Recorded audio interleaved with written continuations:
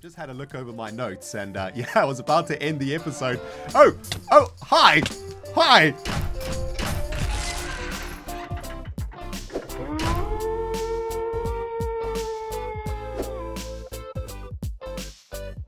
Greetings, Cyberdogs and citizens of the interbubs. This is ReNDoG coming at you in another episode of Minecraft Survival from the Hermitcraft server. Hope you guys are having a fantastic day today, baby. I've been playing Minecraft since about 7 o'clock this morning. I've been super inspired to get our Mooshroom steak factory up and running. And, well, the truth of the matter is the only reason we are not generating steaks right now is because of Iskel85. That's right. This side of the island is still covered in mycelium. I mean, look at the mushrooms that are spawning out here instead of in the Mooshroom. I am tired of this jazz, man. I want to get our factory working. We put in so much work into the Mooshroom and we are not generating any steak right now. And you know, I want to tell you guys a funny story about the Swedish potato Iskel85. Yesterday, I was hanging out on the server playing some Minecraft, and guess who sends me a message? Iskel. And guess what that message says? ReNDoG, where are the steaks? I thought you were making a mushroom factory. I don't see any steaks. I am starving. I don't have any food. What is going on? I mean, the audacity of that Swedish potato. So I said to him, Iskel, dude, the only reason we're not getting steak right now is because your side of the island is not covered in freaking concrete right now, and all the mushrooms are spawning on your mycelium. You need to get that jazz covered up so that we can start generating steaks. You know what the Iskel said to me after that? Guys, I cannot even begin to believe the words that came out of that Swedish potato's mouth, man. He said, well, I don't really know what I want to do with my side of the island yet, so I'm not going to cover it in concrete. Instead, I'm just going to take wheat out of your wheat farm, and I'm just going to eat bread. Thanks. Cheers. Bye. Smell you later. And you freaking handle the audacity of the Swedish potato. I mean, he has literally gone over to storage module beta, emptied that bad boy out of all the wheat that the Von Butts have been freaking gathering over the last couple of weeks, and now he has a huge supply of bread straight out of our freaking wheat farm, and he can't be bothered to cover his side of the island. So you know what, guys? We are going to cover it ourselves. Iskel, I'm sorry, my friend. I gotta take this to the extreme. I am going to cover sections of your island in our beautiful uranium gray concrete powder every single day until you get your freaking act together and you start covering your island yourself. And until then, no more bread for you, you freaking Swedish butt. I mean, seriously, who throws a freaking mushroom? It's been really awesome getting so much help from you redstone geniuses out there for the Mooshroom over the last couple episodes. But guys, I got bad news for you, man. You guys were actually wrong about a couple of things. And today, the ReNDoG gets to lay down some redstone knowledge on your butts for once. Starting with this redstone cable. We got rid of this in the previous episode, didn't we? And the reason I did that was because a ton of you guys were telling me that it is redundant, that we didn't need this cabling over here. Turns out this cabling is one of the most important parts of this mushroom farm. You see, what this cabling is doing is it is ensuring all of our pistons get triggered at the same time whenever a mushroom spawns on one of the mycelium spawning platforms, right? So say, for example, a mushroom spawns over here. What's going to happen is this tripwire is going to trigger this redstone cable, which is going to trigger all of those redstone torches at the same time, and all of those pistons are going to retract at the same time, which means we get an optimal amount of floodage pouring through the segment, and it will guarantee that the mushroom gets pushed over the edge into the uranium burning blocks below. Now, the second thing you guys got wrong in the comments of the previous episode is the burnation of the steakage. A lot of you guys were thinking that when the mushroom dies on the fire, the steak will get burned up by the fire before the hopper minecart that we jammed into the uranium is able to pick it up. Turns out, guys, that a hopper minecart picks up items faster than anything else in the game. It's something like 14 times faster than a hopper or something like that. But basically, when the mushroom dies and its steakage gets flown out of its body, those hopper minecarts will pick it up faster than the fire will actually burn it up. So we won't lose any items in the fire down there. Don't you guys worry about that, okay? The farm is going to work. As soon as we get Iskel's side of the island covered up, it is going to be cooking something fierce, baby. Now, don't feel too bad about it, guys. We're all learning together over here. This is the first time that the ReNDoG Cyberdog's been dabbling in redstone, and I want to thank you guys for all of the help. Keep it coming, okay? Together, we're going to make the netherboard a base to remember, the most awesome base ever made in frickin' Hermitcraft ever. That's the goal right now. Now, speaking about awesome, guys, we have got a lot of work to do today, starting with figuring out a roof for our beautiful Mooshroom-o-matic over here. I've already started laying down some foundations. I've laid a uranium tracer all the way around here. Needs to be connected up to the network, though, but we'll do that at some other point. What I want to try and figure out today is some sort of a roof structure for the Mooshroom-o-matic, and I kind of want to keep it really, really simple, okay? Number one, we need to ensure that those mycelium platforms are completely open to the sky above. We can't have any solid blocks above them, right? So we need to make sure that this roof is basically as transparent and as opaque as it possibly can be. We do have a couple of interesting things, though, that we could work with. Firstly, these lines over here, right? We can put blocks above these lines because those are not covering up the mycelium. So we could potentially make some sort of like a railing or something going over the roof. The same applies, of course, to the other side, where we have a big central bit over here where we can put some blocks, and we've got some lines over here where we can put some blocks too, right? So I'm thinking we try and keep this roof in the same design as storage module alpha over there. Try and make it look nice and neat, nice and cool, but nice and big too, right? I want it to look really, really sweet when you fly over it. I want you to be able to see into it. I want you to be able to see all of this beautiful uranium and those really cool looking segments down there that look very much like, I don't know, some sort of a computer component, right? So I'm going to give this a go. Let me get this roof installed and we'll have a look at what it looks like. I'd also then like to try and get a roof on top of our storage module beta over here. It's currently open to the elements, looking a little bit janky. And today I also want to work on an entrance into storage module beta. Currently, this is how I get into storage module beta. And that's not good enough, man. We need to find a better way to get into this system so that Iskal can come down here and steal a bunch more wheat. Frickin' Swedish potato. Turns out a giant glass dome looks awful, Cyberdogs. I've had to go back to the drawing board on this one, man. Originally, I made a huge glass orange square on top of our Mooshroom-o-matic. It looked terrible, and I want to try something different. So I've set up a couple of pretty cool looking walls over here. I really love how the black concrete sort of wraps around the wall like this. I think that looks really sweet. And what I want to try and do is use some glass panes to add a little bit of depth into this, right? So check this out. We've got a couple of panels, or a couple of windows, I suppose, on the side of these walls, and what I'd like to do is fill in the windows with glass panes, and then what I'll do is fill in the roof with solid glass. But this design, I think, is going to make the Mooshroom-o-matic roof just look a little bit more interesting than rather just a giant freaking square of glass, even though it's taken me, well, more time than I'd like to admit, bringing the whole thing down again. I think this is going to be worth it, man. You see this arrow in the back of my head, Cyberdogs?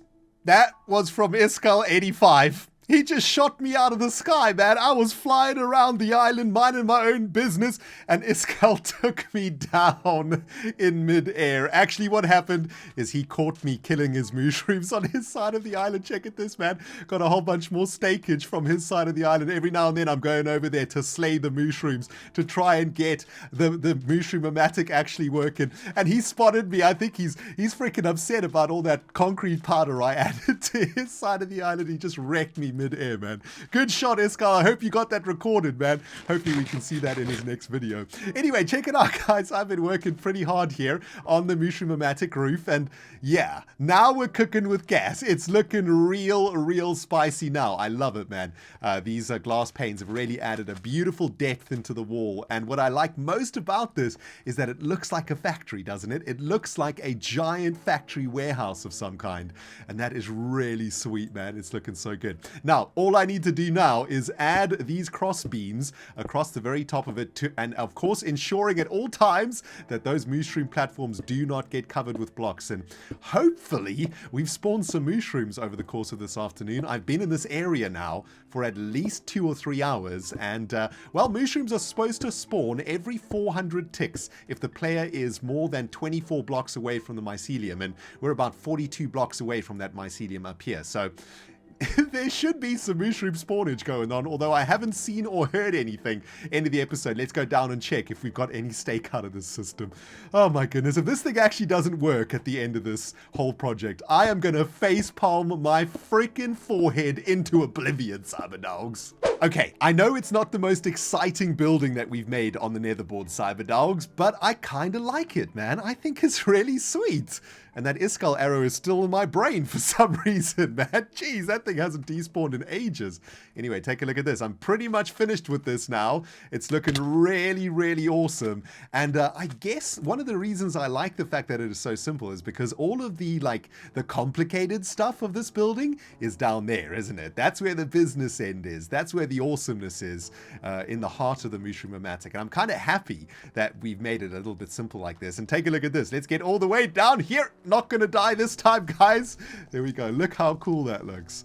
Oh man, that is so sweet. All I gotta do is finish off a final panel up there, and I'm pretty sure I've done this 100% correct. Still haven't seen any mushroom spawns, although I might be a little bit too far away to see them, but hopefully we'll have a few bits of steak by the end of this episode. But let's do a little bit of a flyby of this thing. I've got a couple rockets left. Let's have a look at what this thing looks like from a distance. We're gonna have to come around the Von Butts Industrial Park over here, and yeah, I like it, man. I like it. Looks real sweet. Jeez, guys, Iskall wasn't kidding when he said he went to town on my wheat the other day, man. Damn! This double chest was completely packed with wheat about 3 days ago, and it looks like that little Swedish hamster has taken all of my wheat, turned it into bread, and shoved it into his cheeks. Man, that is pretty crazy, Iskall. I hope that bread goes a long way, my friend. You better get your island covered, or revenge will be swift and sweet for the frickin' stealage of the wheat. Wow, that was a terrible rhyme. Anyway, I'm very happy with the progress that we've made today so far, guys. Really loving the roof of the Mooshroom-o-matic. Next up, I want to work on a little bit of an entrance into the storage module beta over here. I've got a ladder to get myself out. I've also got ender pearls, and I can rocket myself out of this place too. But let's face it, this place is looking super janktastic at the moment, man. I want to get it completed, and I want to have a nice little building over here for storage module beta. I've had a couple of interesting ideas for an entrance into that place that I want to share with you guys. Firstly, what I thought we could do is maybe run like another tunnel from the underwater tunnel network over here that goes into this side of the bank, and then that could connect up into storage module beta. I think that could be pretty cool. But I want to try something a little bit different. Rather than keeping everything underground, you know, if we do that, then the only way we can currently get into storage module beta is by going through the Scalabyte processing unit and then through the tunnels and then into the storage module. Why don't we try and make some sort of an overland entrance? You know, kind of like an entrance into a subway station in a city. You know, where you have like a, I don't know, like a little entry hole and you go down the stairs and that takes you into the subway. That could be pretty cool, right? And I reckon there's a good spot for that right over here on this side of storage module beta. I haven't really worked out what I'm doing with this yet, but let's start digging away some blocks. If this was going to be the entrance into storage module beta, let's just use some of this gray concrete powder to sort of signify the entrance. Maybe that's the entrance, or maybe we make it like 3 wide. Yeah, let's make it 3 wide. So we have like a nice big entrance that comes into storage module beta, right? That could be pretty cool. I know it's not completely symmetrical, but that's okay. I think it'll be all right. You know, not all computer components are 100% symmetrical. That's my story and I'm sticking with it, okay? I know it doesn't make sense, but we've got to justify these things somehow, don't we? Now, let's dig all the way up, a little staircase all the way up, see where we come out.